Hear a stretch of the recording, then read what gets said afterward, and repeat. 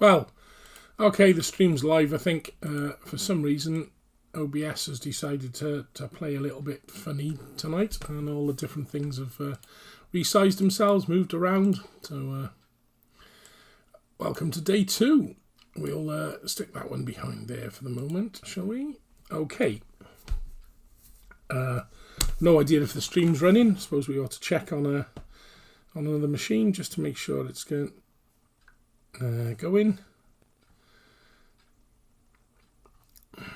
Sorry, it's a bit late starting. I had a long day.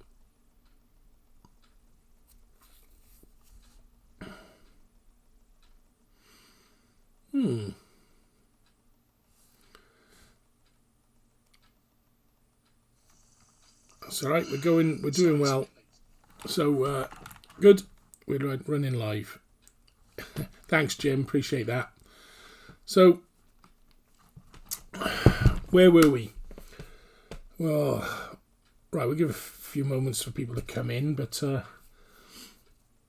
thanks, mate. I appreciate the support. I just had to juggle around.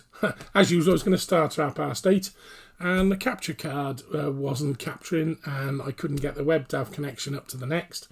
So, usual, So I'm all organised. I can do day 2. We're going to get somewhere, and we're going to be quick, and we're going to make progress from yesterday. So, right, where are we? Okay. So, just as a quick summary, appreciate it. So, as a quick summary, we had yesterday I went over the basics of getting dot command based on an existing one. We took the existing time.asm from the distribution and turned it into our mcat.asm. We edited mcat.asm and changed the text of the help text at the bottom of it, just so it said mcat and some simple usage. And we also renamed it to mcat. Then I showed you how to use the command line assembler to assemble it, poorly first, but once I had the link options so we can create both the object and the bin file. Then, yeah, we do. Actually, that's one that I haven't, yeah, we do. Actually, we need to get that done next. So, Jim, for those who aren't watching it, we had a little bit of a project to create a game of battleships over the network.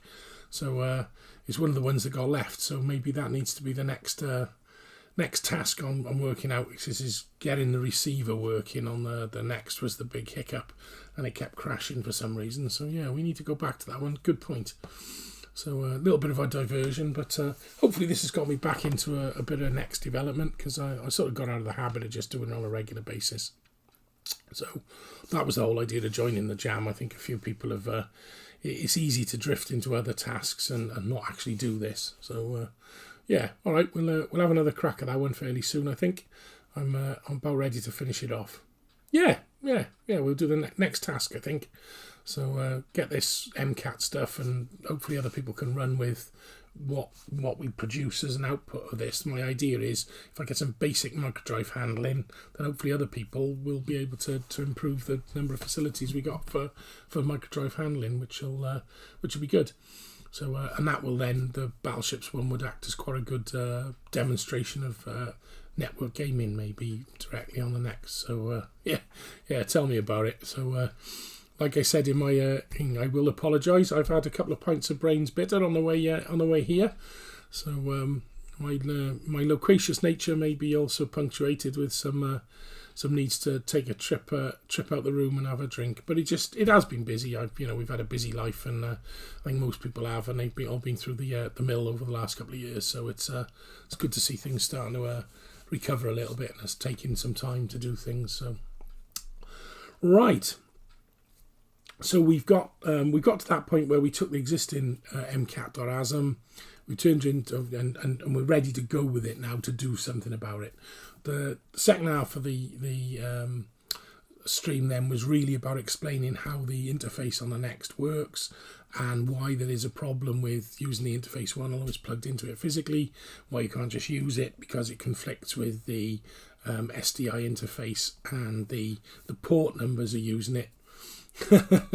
Yeah, it was after today, really long day in the office, and a little bit of looking after people on the way home. So a quick couple, and then we get stuck into the jam. And that's what you've got to do. You've got to really, to do the retro commuting, you've got to set yourself an hour or two like this and say, right, I'm going to actually do it. And half the battle is getting to the point where you can put that hour in and actually do something in the hour.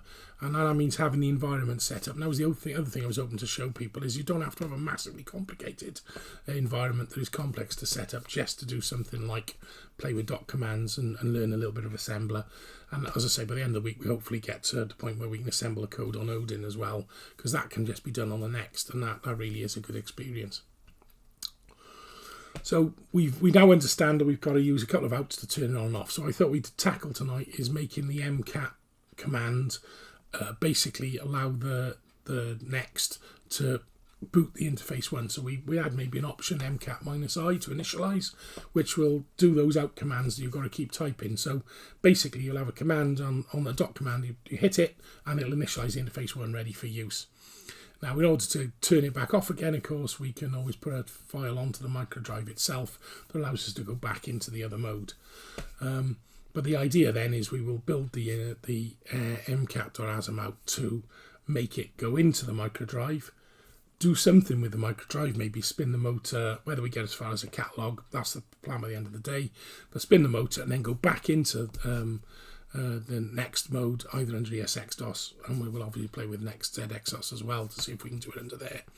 And that will give us the basis for being able to insert anything in that dot command that allows us to manipulate the drive. And obviously the first one will be a catalog, but the other one will be something like one of the existing block copy commands to allow you to copy either just the blocks off onto an MDR file or an MDR file back onto the cartridge, or even perhaps get as far as being able to understand the file system. I think maybe biting off too much to actually use the interface 1 ROM under Next ZXOS, but I think hopefully maybe tomorrow we can explore doing the cat command that's built into the ROM under ESX-DOS, because we haven't got to worry quite so much because there's quite a good compatibility on the ROMs there. So we'll be able to get a cat producing that, then we can put that command in. So that's the plan. So for the next hour, I'm hoping to actually build up some of the ASM into doing those things. Right, where are we then? I'm hopefully ready to go on the development. Right, what we got? mcat.asm. So you remember I used gedit, which will come in, and it goes back to where we were looking around the code. It's still underneath the hood. It's still basically the time program, but we can make it do anything we want. So if we've got thinking about the way the command will run, if you just do an mcat, you're going to expect it to catalog a drive. So I think what we will do is, I think we'll go for the init thing first. I know you're going to need a parameter for mcat. So I think if you've provided no parameters, then really I think that would be an end error situation. So I'm going to do that now quickly by just changing that. If you've had nothing in the HL, so there's no command parameters, that's actually an error, because for an mcat command, not having any parameters is going to be useless. As a minimum, you're going to need a number for the drive you want to catalog, or a dash for the option. So I think we'll do that. And if that is the situation, then you've got a dash. So if we get a dash, then options flag, everything gives the help. So basically there were no options for this command. So we'll ignore that. We'll skip over the dash there. If it is a dash, then that's fine. It's just going to be what we want.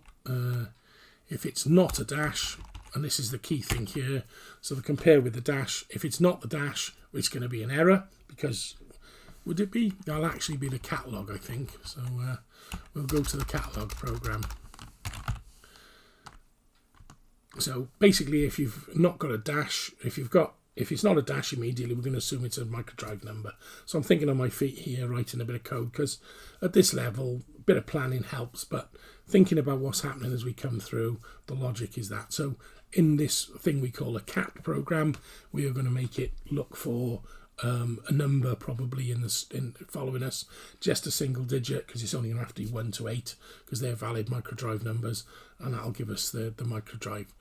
So we'll move on to the cat program in a minute. For the moment, we will just make cat do practically nothing probably.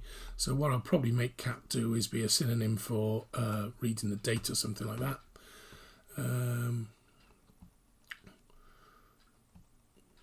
What was it do? The read one, write signature, convert digits, don't need any of that. So read date. So I'm just going to make cat here basically a read date option. So if you just do the cat, it'll just give you the date back, so we'll know that that flow of the program works. And what I'm trying to show you is how you can, if you just do little changes and you've got a method, you can make a quick change, stick it over the machine, try it. You're not going to end up in a complete nightmare mess, because you write a little bit, move it on, check it, move on to the next thing. So it's, you know, quite a rapid development cycle in that respect. So we've now got the situation where we've changed the functionality of the machine, that if we don't get that, date should be quoted. Well, we're not going to need any of that because I'm not going to do any setting of dates and things. So after that, we will do, if we've had we're going to increment the HL register to point at the next thing we're looking at. So we'll compare with the minus. If it isn't that, it's going to there. If it is, then it's going to be the we're going to be looking at what the parameter is going to be. So I'm going to compare probably with, we said we would initialize, so I'll compare with I, and we will jump if it's not 0 to end error. So basically now we've got one parameter we can have, which is end error. If it will end in error if we don't have an I after it. So now we'll drop through, because that's what's going to happen. So we'll drop through and say, what are we going to do? We are now going to try and initialize the microdrive. So we know from the yesterday, if I pull up the file that we had, which is documented in the expansion bus document, we know here that we've got some outs that we've got to do. So we're going to do the equivalent of these outs from within the source code. So in here now, I'm going to put that in, and just to remind us what we're doing. Plenty of comments, makes it easy to work out what we're doing later. So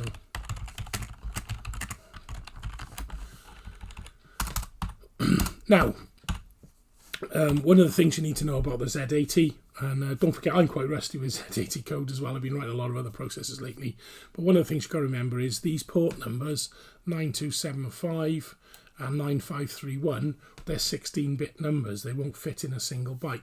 Now, because it's a 16-bit number, we're going to have to set what's called the BC register on the Z80. That actually can hold an entire 16-bit number.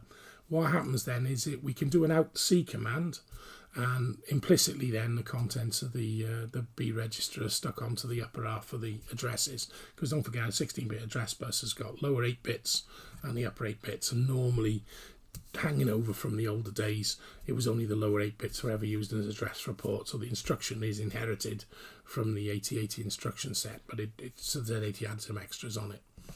So I'm hoping that if we load the BC register, with 9275. Now, there is actually a specific instruction we could create for the Z80N that's in the next, which allows us to do this in one go with a register command. But I'm just doing it the long way so everyone understands general Z80. We can see how to do that afterwards. So load BC with 9275. Yes, you can, but in this case, if I type next reg, which has been pointed out by Jim, you'll notice that it's all in white because the Z80 ASM assembler doesn't know anything about the additional instructions, so I'd have to define it as an actual byte. So it's a good point from Jim that you can just put the direct output to it. But in this case we can't, so I'm just going to have to load A with the value I want to set into it, which is 246. And then we're going to out C, comma A, I believe. There we go. Now we'll just do the second register value of it. Now I could write this into a macro as well and things like that. I'm still trying to get people into the basics of this. So 9275. Actually, BC is still that, so I can just do a load A. Remember that BC hasn't changed between us, so I can just do a load A of 128 because that hasn't changed. No, I can't. I got to load BC with a different port number. Oh, no, sorry. Yeah, it's a different one. Okay, so I've got to put it out to that one. Load A, comma. Yeah, I know it's a bit of a limitation, but the idea is it's one that's easily available. So load A with, done it to 246, 9275, load A with, what am I doing? Load B to 9531, I got out the 135, don't program after you've had a few drinks. 135 is the select the port, and load A with 246, which is the value to write to it, and then out C8. So now, as Jim's pointing out, the reason you've got that, good call, yes, thank you, Jim. Right, everyone would do that normally, but of course, the reason the port numbers are set as they are is actually, if you increment the B register, which is the high part of the BC, then of course it will actually turn the number into 9531. It will, I promise, because if you take those two numbers are effectively the port number, the lower part number and the upper part of the port number. Just by changing the upper part, it changes 9275 to 9531. So that's a good quick way of moving on to the next register, which allows the output value. And then of course I can just go back to the previous port, load A with the value of 128, which is the reset command, and I can then out C, comma A again, and then I can increment the B command, which is exactly why the next reg exists, because you spend a lot of time doing this on a next, and the next reg command is a false command that exists in the Z80N processor, is a very fast way of doing everything. So I'm going to load A, comma, what am I doing, 8, yeah, there we go, 8, and we are going to out C A again. So that is the equivalent of, so we load the base address of the register, we take the 135 register, we out it, then we increment the high point so we can just load the 256, the value to stick in it, and out it, then we go back to the original register, we load the 128 register into select, we increment it, load A and out CA. That could have been done with 2 commands. So do I need to ink B again? Yep, no, he's done that. Right, good. So now that effectively should reset the machine when we run this command.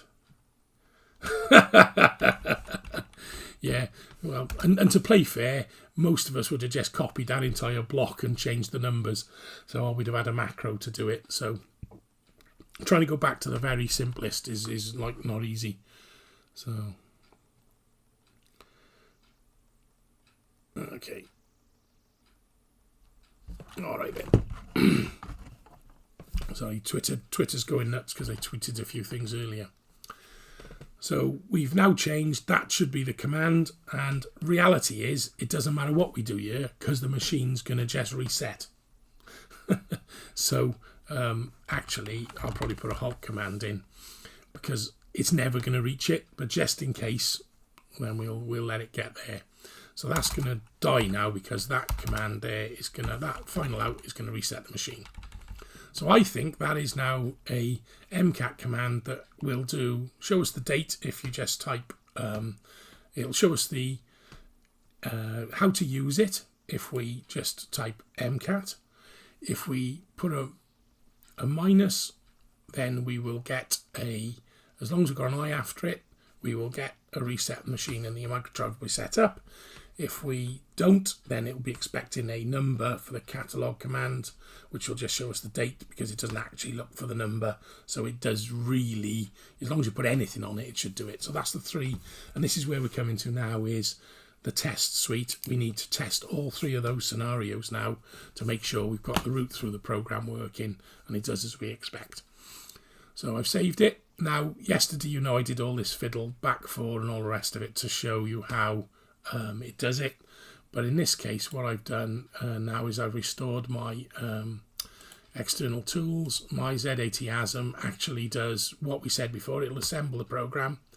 Then I'm going to use a program called curl, which is a command line transmitter, to move the MCAT bin that we've created onto my remote drive called MCAT in the dot directory. So basically, the moment I hit Control and F7, the steps I did yesterday of doing the command line assembly, picking the file up, renaming it and dropping it on the remote should all be done in one go. And just to prove that it is actually going to work, and I'm hoping it is actually because I haven't tried it today yet, but I'm going to go into my dot directory here, and we're going to take the into the dot. Where's dot? There you go. I'm going to take my MCAT from yesterday, which was there, and I'm going to delete it, and it's going to go in the bin. And just to prove that it is gone, I'm going to do an MCAT on here, which we can't really see very well, but if I put it down here, I do an MCAT. If I bring that up to the foreground, will actually probably worth moving that there. You should be able to see it as well. Just quickly. Oh, still worked. Why is that then?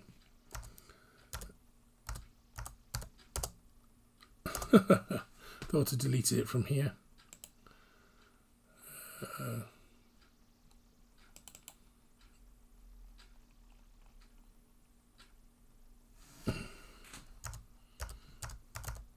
Oh, I'm in the ESX-DOS. Great. Of course, ESX-DOS doesn't use the dot directory. It uses with the bin directory. And I had MCAT in there as well. There you go. So I can delete it from there. Delete, which means I've got to put it into the bin directory. So I need to modify my edit. I'm going to change the preferences.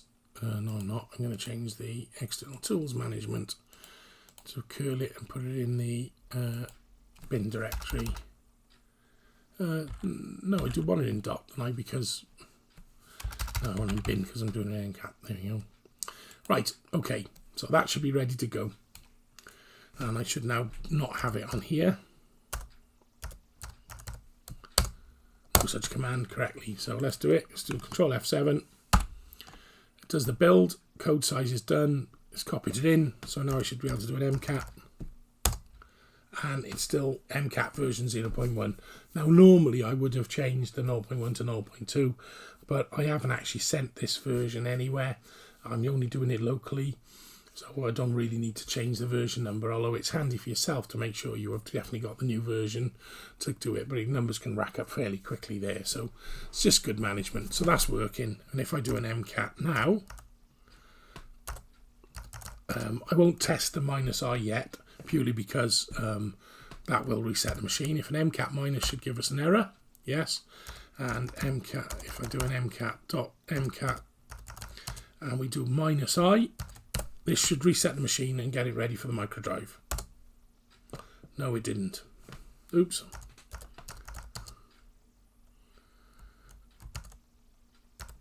Why did we do it wrong?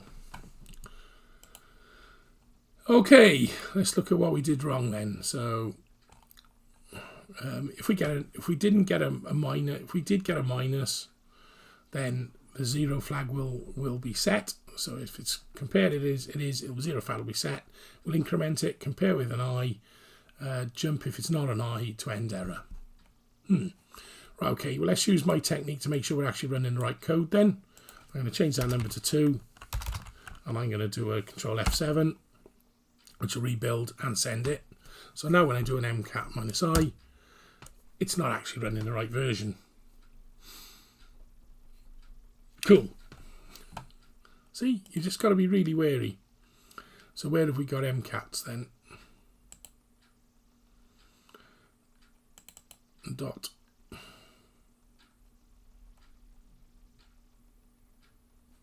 Ah, well done. Well spotted, Jim.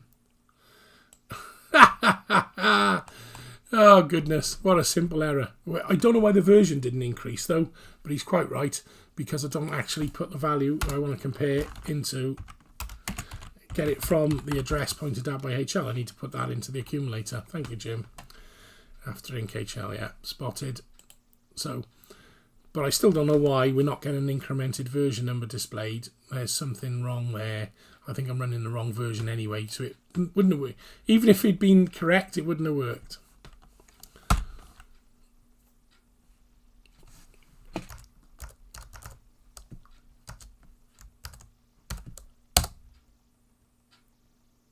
Ooh, where'd the AT come from?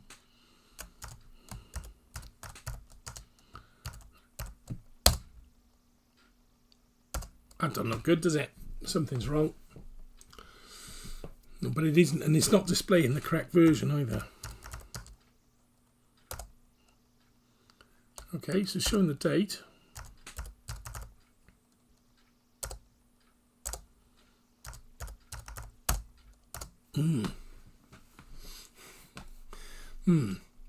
Now we've got a problem, and right, let's remove all those files that I put on there and make sure I just got the one. So in the dot directory, we're not doing that. We're in bin, which is the SX-DOS version. Let's take it out.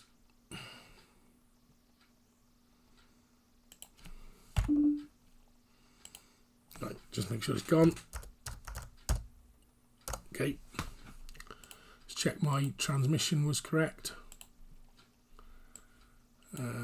ZATASM curl mcat.bin to put it into the bin directory called mcat. Okay, so that's done. So there's no reason why that shouldn't work. We load A with contents of HL, compare it to a thing. It's not that. Then we move to do the catalog, which is correct. So we increment to move on to the next thing we're looking at after the dash.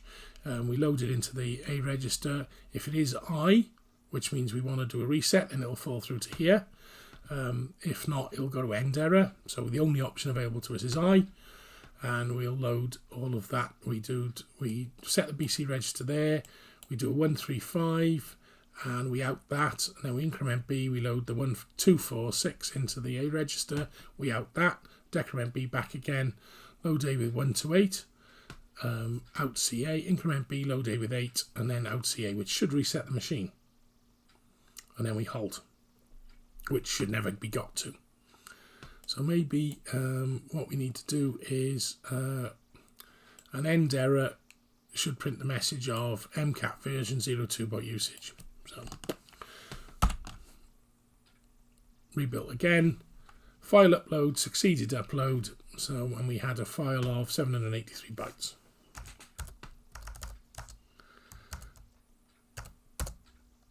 For 0.2, so now we're running the right version. So if I do an mcat, just mcat, okay, and then a .mcat minus I.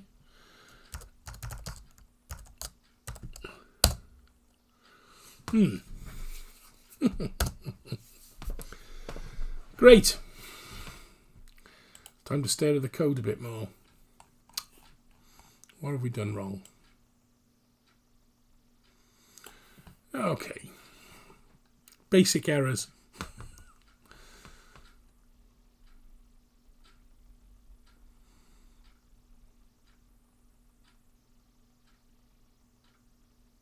If we give no errors, it does, which is exactly that case. So mcat, correct. So now we do so if there's no dash after it, so anything after it, there isn't a dash, correctly. So that bit works. So we're getting as far as here correctly. Now we are assuming that is an I. It should drop through to there. Otherwise, it should give it an error. So if I do an mcat,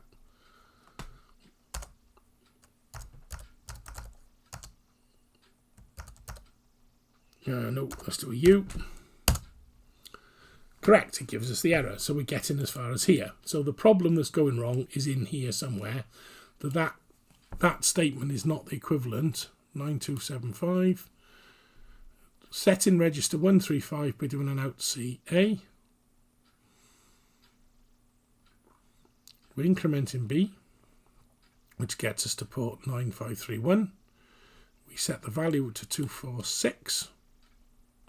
We go back to 9275. We load A with the 128, which is the expansion bus register. We out the value A to that.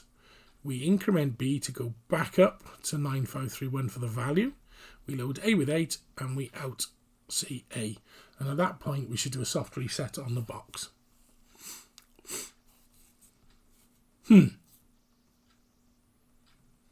No, we won't. No, we've said to do it, and we don't actually do these two. Because they were in brackets, and I ignored them. So there we go. There's design and code. So what we do, just for speed, obviously, we know that in order to... If you take this as a sequence of things you're doing, so that's an out. So that goes back to the situation. So you increment it and goes back. Then we know, actually, that I can take any sequence of this, and this will be a sequence I can just copy and paste, and we go back to it and we set to be registered 2 and we set the value at 1, and that will now reset the machine after I'm sure that will actually work. Right, Control F7. See, programmers exist in only 2 states: total despair because their code doesn't work, and total elation because they think they know why it doesn't work. Okay, .mcat. Let's go for broke, shall we? mcat minus A. Ta-da! And now I should be able to do a cat 1. And there we go. You could have heard the bleep, and it should be catalog in the first microdrive. There we go. Right, so we've got a program. Yeah, I mean, that's why I don't mind making errors and bugs, and you know, the whole point of this is to do it live and mess up and just have a play around. You know, this is really designed to get people to realise it's not that hard to do. It's just a bit of diligence and staring at the code. Although I could show you how to use complex debuggers and tracers, and that, you know, it's sometimes thinking about what's wrong with the code helps you to understand how it's going to work as you're going along. I wouldn't advise doing it this way for big projects, but for smaller stuff like this, just to get the framework in place, it's good to understand what's happening underneath, because once you hide it all behind huge macros, it's very little better than just running the basic itself. Yay! So actually now, version 0.2 of MCAT is an actual useful dot command. So that's the end of the .jam. I'm going to submit my my command, and we're all done. Thanks very much. No, seriously, I'll keep going. But the point is, you've actually got minimum viable product here. It's actually useful to have this command just to be able to stop you having to type all that stuff in and edit your basic lines. It's a useful command at this stage. So probably what I would do at this, I probably won't at this point, but what I now normally do is I now stick this into my Git arrangement and probably commit a version of it, because it's actually usable by somebody, you know, and it's a good basis for it. So I think we'll get it a little bit further than that, but you know, we've now got one function that works. Yeah. We've done the doc. Well, someone else apparently, we've gone past the news, I'm afraid, at 9 o'clock. But apparently, there's already been some stuff submitted on the .jam. So well done, everybody who's already managed to do it. You know, but I could get this up and have met the requirements. It's only 768 bytes, so it's under 8K. It does something useful, and it's a contribution to the system. I don't know whether it works under NextZXOS. It should do, because the MCAT-I is actually usable, I would have thought, but it'll just reset into NextZXOS. What we need to do is find out how to be able to set which ROM is present after the reset on NextZXOS, and that actually would allow us to add some functionality. I believe there is a way of doing it that allows you to set up that when you have to reset what the ROMs are going to be in place. So rather than having the NextZXOS ROM in place, we could have the 48K ROM in place, which would allow us to go and jump into it and be ready to use our cameras. So that's actually quite a good one, a variation of this that allows us to do this under NextZXOS, and it's actually useful for that as well then. Okay, I really don't know how to do any of that though. That's going to have to be a bit of reading and research off camera. I won't bore you with reading and research. Yeah, absolutely, Jim. I mean, that's what I'm doing this for, because I know Mike's recently added interface one on microdrive, and it's a struggle and a pain. And there's quite a lot of the users on the Facebook and on the forum who've got microdrives and interface ones, and it is a chore typing all in. Most of us have done workarounds, but it's just nice, and I think to have some support out the box for the original peripherals is really useful. Especially, as I said yesterday, I do know of at least one interface one reproduction going and happening, and of course, you can already get a V drive, which is what I'm using, that emulates a microdrive. So these original peripherals are still around and interesting. If you've got even one cartridge you want to recover, it's hard to do. There's a lot of stuff to do, a lot of reading. So to give people a way of recovering a cartridge on the Next will be brilliant. Okay, well, you've been through it, Jim. I think you've tried it. So all right then, where were we? So we've got a working command. We can do that reset. Trying to think what else is worth doing today. I won't be able to do I'll do some reading tomorrow before I run the stream on how I can, and if anyone's got any ideas, please let me know about how to set the particular ROMs that will be in place after the reset. We could put that before this code. It won't affect it if it's in NextZXOS, but it will allow us then, it won't affect us in ESXDOS, but in NextZXOS it could set up an environment that's usable for us. Which would be handy, and we might then be able to pull back out of that and go back in. So we need to have a chat with some people who've done some of the operating system. Okay, so I did say now we're in this environment after reset, you of course can't run MCAT again. So it is going to be a bit of a problem for us. So what we could do is we could make I'd like to make it so that you can go back to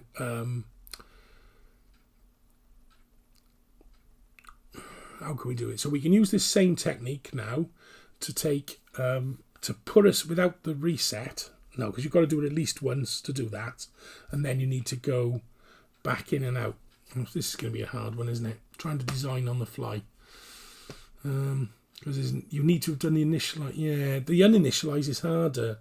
We'd have to do that because it's got to be after a soft reset, because this is initialized the interface one. So I think this is going to have to, best will in the world, is going to have to be a two-stage program.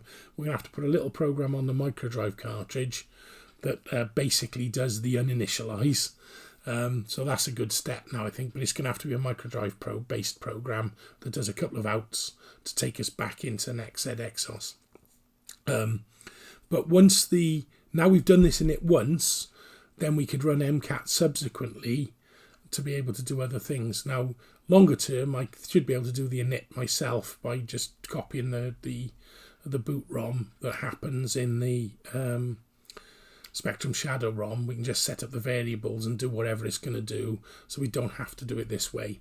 But little steps, and that involves quite a lot of typing, so I want to keep the stream to about an hour and not spend it all trying to research how to do things, just to come up with ideas. Yeah, you have to save a file somewhere. Yeah, on the microdrive. So what we do, we put a little program together. 10. We just go in. Basically, all we got to do in order to do this is we just need to turn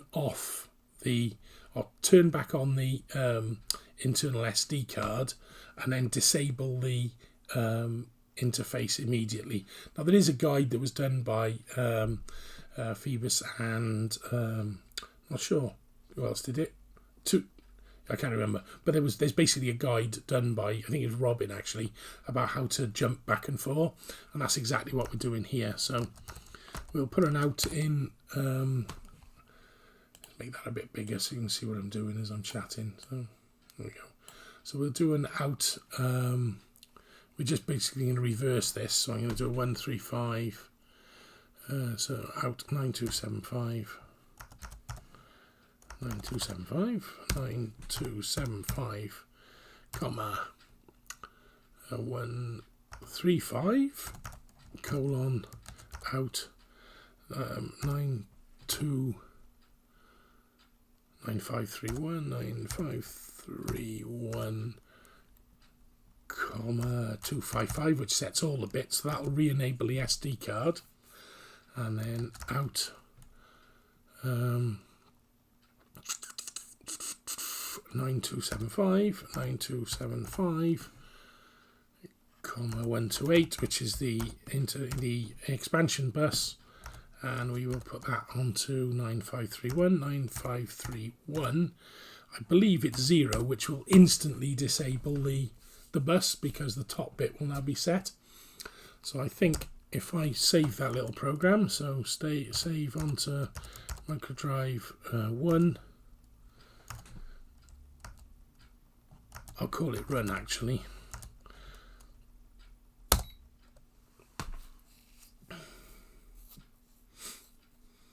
Run on a microdrive is the default, so if you just hit the run command after reset, it's the first file it'll run on the command. But obviously I can just run this now. Oh, so okay, so I should be able to do a .ls now. Yep, there we go. Yeah, no problem here. We've what we've done, you've watched me dismally unable to write Z80 code, make huge mistakes. It's well funny. I wouldn't advise writing a lot of code after 3 pints. I always said some of the best code I ever wrote back in the 80s was after a good session at the pub on Brains Beer. I'd come back and I would write hundreds and hundreds of lines of assembly language, and it would be amazing. And then for the next 3 weeks, I'd spend most of my life debugging it. But there we go. That's 80s coding for you. So this is a genuine experience of 80s coding.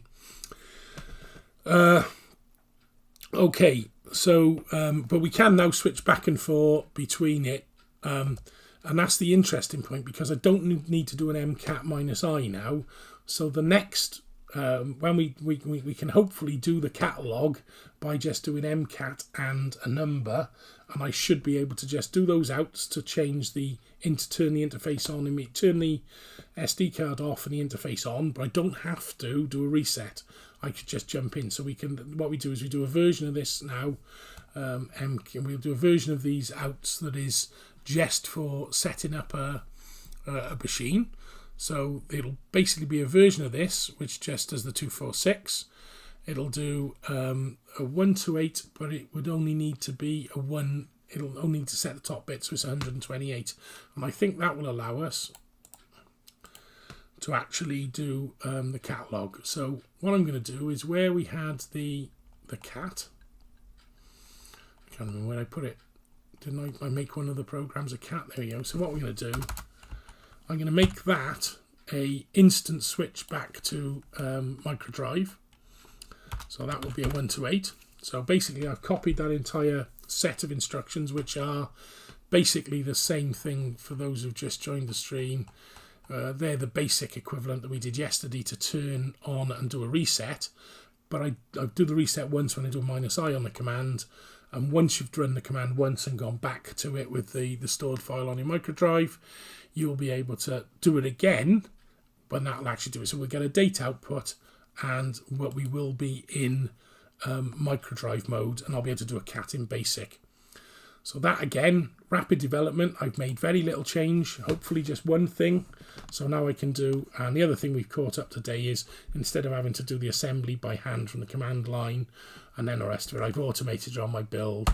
So I do the control F7, it builds the program, and here it successfully uploads the file onto the system.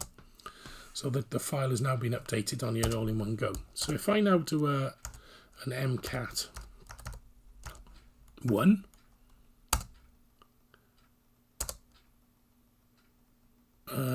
we'd actually, where are we in?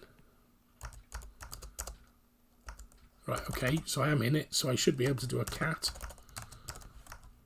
and it does a catalog of the drive. So now, if we, basically what we can do now is we can use the mcat command to flick back and forth between the modes, and we need the run here. If we do the run on here, I'll run this program, then we're back into being able to do a catalog on the actual flash air drive. So we can flick back and forth very easily now between the two systems with our command. And obviously you only need to do you basically do .mcat space -i once when you boot the machine to make the microdrive work, and then you load this program from a microdrive image to go back into ESX-DOS. So you can flick back and forth quite easily now. So now the next step is going to be to take this work we've done after the catalogue, and instead of reading the date out, which is, it didn't actually read the date, did it? So if I do an MCAT, does it J invalid IO device, which I'm not sure why. That's probably a funny from turning the interface immediately back on. Should it be going? I'm probably ending up to triggering some sort of jump into the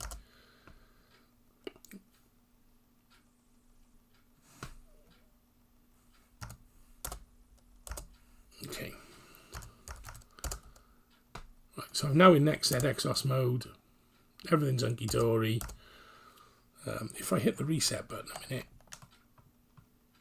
Okay, so now this is bog standard. .ls will be on the ESX-DOS. If I do a .mcat1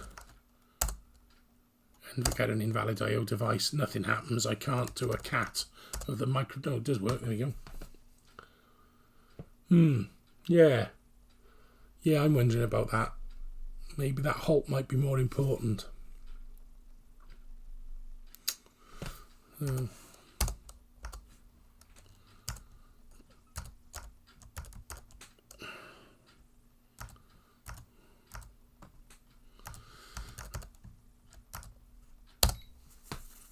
that run program will just take us back to, I didn't make it auto run, by the way, which I need to do.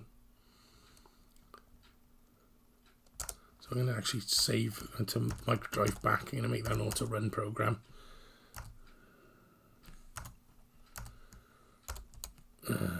Run line. So used to typing all in full. Do you know, I can't see the keyboard without my glasses anymore. Isn't that a sad state of affairs? Anyone know what the line command is?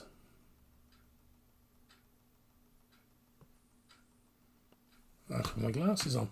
Wow, guys.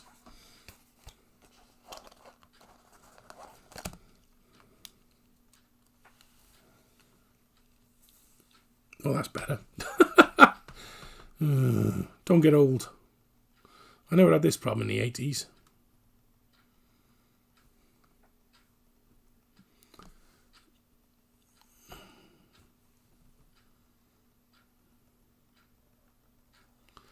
No, I'm sure there is a line command, isn't there? No, an L pin. Look like a complete idiot. LN, what's LN? It's not that one, is it?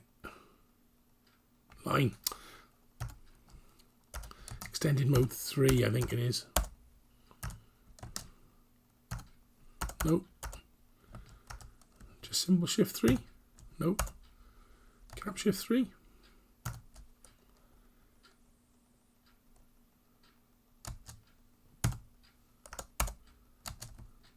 There we go. Right, so extended mode 3. Yeah, thank you. Well spotted, Jim. It was trying to work out.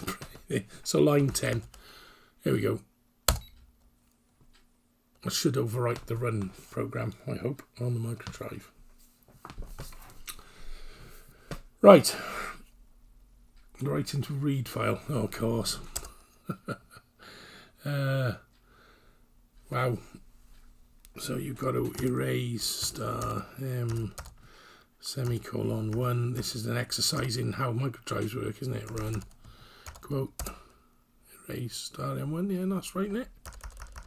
Oh, you don't need the star after erase because it's a microdrive command already.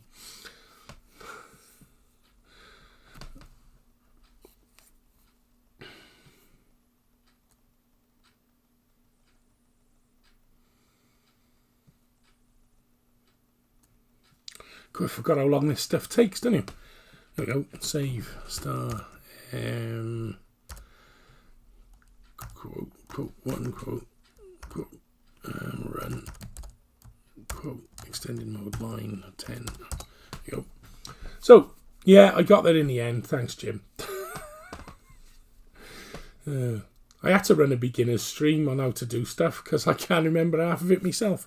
Right, so I mean, basically we're in a fine position where we can jump back and forth. So, and I now have the line command back. There we go, no problem. And I can just do an mcat 1, which will get me back into where the catalog is of the micro drive. I don't know why it's not doing the read date and we end up with a I probably have got an idea actually. Right.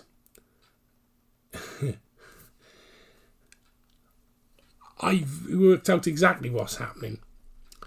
Of course, we are running a dot command which exists in address space OX2000 because that's exactly where it is. Now, if we go to the Spectrum Shadow ROM, let's go talking head a bit. If we go to our Spectrum Shadow ROM disassembly and we look at address OX2000,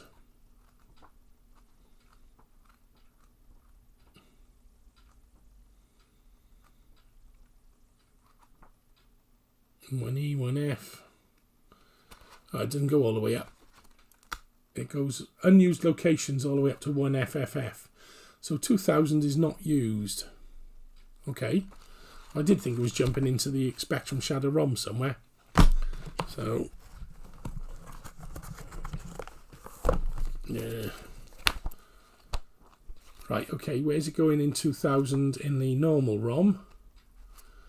Now, this is assuming that we should have a fairly standard Spectrum ROM. So, taking the Spectrum ROM disassembly, at 2000, well, 2000E, right in the middle of the print items routine. If we look at the camera somewhere, I think it's there. Somewhere in the ROM disassembly, there's a print items routine. Can you see it? Yeah, there we go. Print items is a bit blurry, but the principle is, I can't do this. You're basically jumping into the middle of the print items subroutine because exactly the ROM is kicking back in, so we're ending up somewhere in this ROM. Now, actually, that does mean if we're very clever and we put the last out that triggers the change, we can actually jump into the Spectrum ROM anywhere we like to do something, which could be quite nice. Now we need to come up with something that the ROM that takes over does something useful. What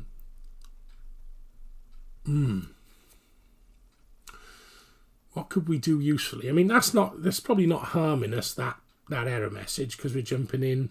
I don't exactly know where it is. 2E is just before, so it's 2 or 1E. Where so we got a load A, 16 and a jump relative.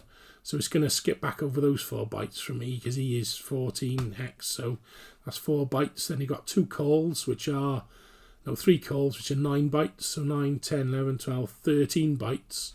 So I think it's jumping into the middle of the offset on jump relative not 0. So we've got an RST18 get character, compare with AC. I think it's jumping into the middle of the jump relative NZ in the ROM. Yeah, that's right, Jim. We need to sort of put it up somewhere. Actually, probably I can use, for those who know the ROM well enough, I can probably stick something in one of the variable areas. I'll just stick something in. I only need a couple of bytes just to set up a program that will get executed somehow. What we need is pick somewhere in the ROM, maybe that does a jump to HL, and then we can preload a little bit of space in memory somewhere with some code we want to run, and then we do our final out at exactly the point in the shadow ROM.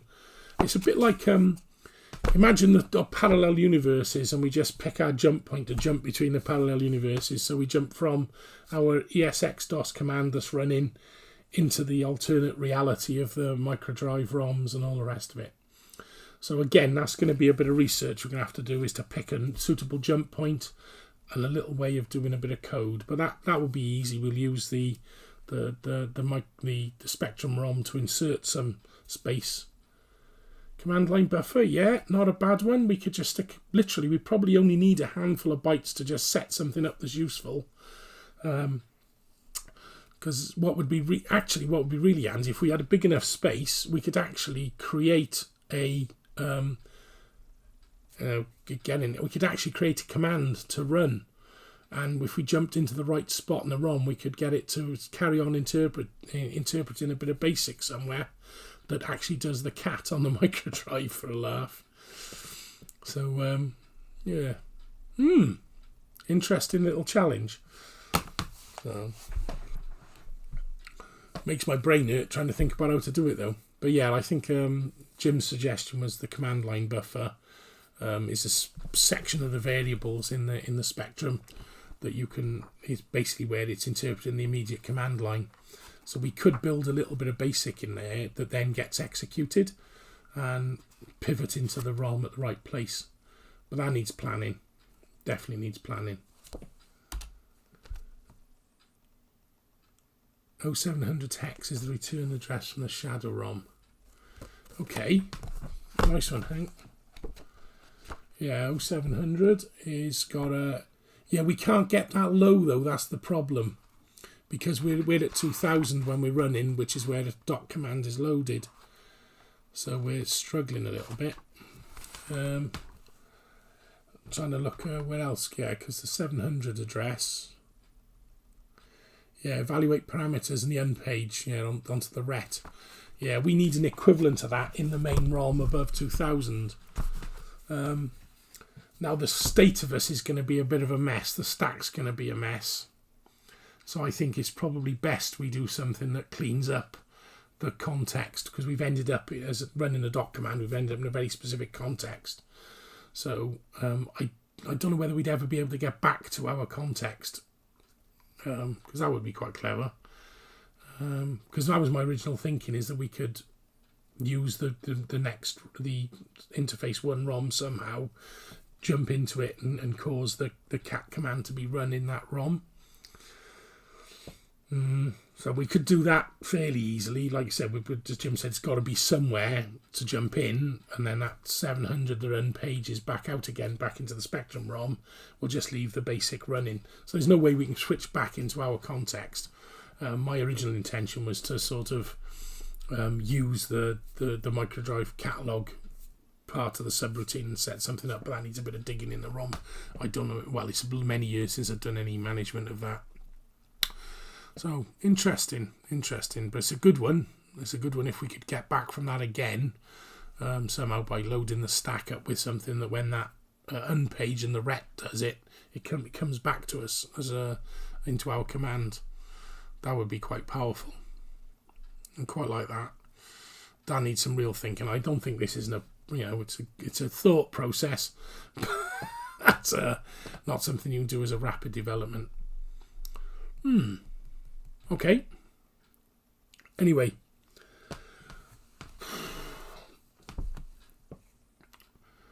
Yeah, no, this needs planning. It's going to make boring live streaming. I think that it's a good plan. I think trying to build a bit of BASIC is going to be a poor one to do, but using a command line to put a bit of assembly in that pivots us into the Spectrum Shadow ROM and sets up the stack ready, that when that page out ret happens, we are back in a BASIC context. Whether we could preserve our code long enough for it to survive, because the command line wouldn't be used, would it survive long enough to return us to our context? Yeah, that was that's what I'm going to do, is to duplicate the cat code. Was my original thinking, to make it work on an XZ-Exos, because that's easier. Yeah, I think duplicating was my original plan, which I mentioned yesterday, and that'll make it run on an XZ-Exos instead of having to do this context switch. But I quite like the idea of having a function in the mcat command that allows you to do that context switch to become a little bit like -I jumps you into that. It would be nice to have the resume or jump back context, so you're back in normal basic, being able to handle the microdrive, so you can flip back and forth between it without stress. To be honest, this is good enough, because the error you're ending up with is actually a good recovery. The stack gets clean, and as you know, in the Spectrum ROM handling, just by pure luck, we're ending up with a clean down of everything, and we're in a good position to run. So, you know, if we just left it like that, but I need to be very careful that I don't move where that out happens on there. And at the moment, that out is in the middle of the code with no apparent, it was just pure luck where I dumped it. So if we take a look at the, have we got a directory? Yeah, here we go. So if I take a look at the map, cat is,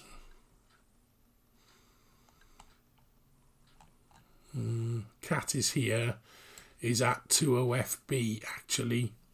So it's actually somewhere else in the ROM it's done it. So it's not actually where we thought it was jumping into. So it's going to take a bit of planning to put it in somewhere and get the code in the right place. I think the best bet might be to take a copy, you know, we'll leave that so we can do a context switch.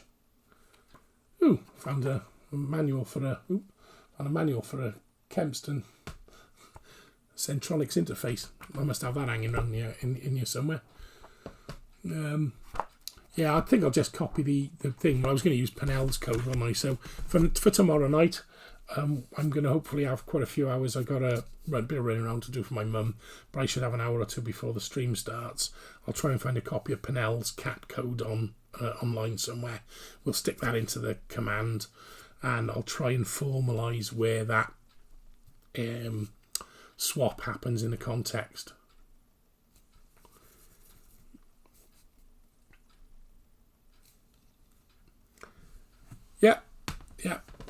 Yeah, I could do all sorts of things using code elsewhere in the system.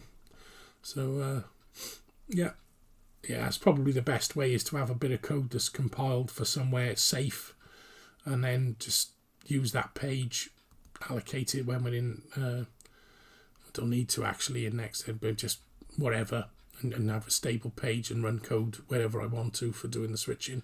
I was just trying to be a little bit more elegant to do it in the way the interface 1 does, because it's got some little bits of code that sit in the system variables. It just jumps in and out of. This is out of the ROM space. So that sort of pivot back and forth. If I still like the idea of being elegant and clean only in the code that we've got, the code space we've got. But maybe I'm overreaching a bit. So, like I say, by tomorrow night I'll find a copy of either Penel's or the Spectrum Shadow ROM code available. We can just bung into this to allow the cat to run, and then come back to us in Next ZXOS in ESXDOS, because that'll work in either then, I hope, because the ROM context won't matter. It's just about controlling the out state, and I really won't want to get too far away relying on ESXDOS. But this idea of being able to jump into the ROM is handy, so you can just flick back and forth quickly. It makes the command a bit more of a Swiss knife, I think. So I've done a bit of planning online. It's coming up to 10 to 10. I'm going to have to take a break for a drink, I think. So hopefully it's been a little bit reasonably interesting for people tonight. It's certainly a discovery, and this is a completely, utterly unplanned. Every time I come on a stream, I haven't done much beforehand. So it is a journey of discovery together, and hopefully a little bit of an understanding of how the thing hangs together. Right, so I am going to end the stream about 10 minutes early, I think, and we'll do some research for tomorrow night to get a copy of that code, and I'll find a suitable point in the ROM if I've got 5 minutes. I might take my Shadow ROM disassembly to work and have a little look over lunch, a suitable point to put in from the Spectrum ROM that just allows us to jump back and forth and keep that accidental functionality we've ended up with. I'll find out how Cat manages to do it correctly in the error and do something that's a bit more clean. Oh, well, thanks for yet again, Matt and Jim, joining in on the chat, and Neil and Hank. That's been brilliant. You know, just the contribution from the chat is it makes it worth doing. So, like I say, I hopefully will make some more progress tomorrow. It's looking likely we will have a working catalog command and a context switcher as by tomorrow, maybe tomorrow night. Maybe we'll get that working. Probably, to be honest, it's probably going to be Thursday before the catalog's running, because I'm bound to make errors if I got to do any modification of the code. So, but by Thursday we should be in a position where the catalog's done. I'd like to make this more than, a pretty good Swiss Army knife of a catalog command, as much as we can fit in 8K, and that was the whole point. All right then, guys. See you all tomorrow, and it's been great. So I'm thoroughly enjoying developing on the Next again, and doing a bit of thinking about the traditional Spectrum. And that's the point, isn't it? This is a real Spectrum, and you've got to deal with some of the real Spectrum issues, like page switching and ROMs that have got, been around for years and do certain things. So I'll end the stream, and we'll see you all tomorrow. I'll put the broadcast on the live ready. I'll set it up for tomorrow, and I'll hopefully try again by about 8:30 to be on stream. All right then, see you guys. Yeah, Jimmy, stop watching me. Come do your own. Right, all right then, guys. Thank you very much for your attention, and we'll see you again tomorrow. Ta-da.